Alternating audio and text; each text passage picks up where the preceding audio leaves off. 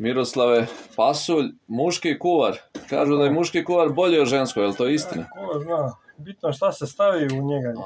A šta imaš sve o pasulju? Tu je sve, suvo meso najbitnije, slanina, pasulj, kukuruz, kosti, meso. Reci mi paradajz, to sveži stavljaš? Sveži, obavezno, dok je sezona. Beli luk, kako to? Beli luk, crni luk. Crni luk.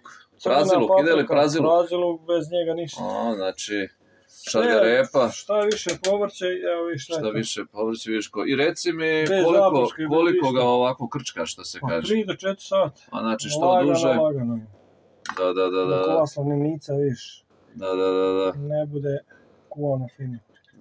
A reci mi, dobra je sad kotlić, jel tako?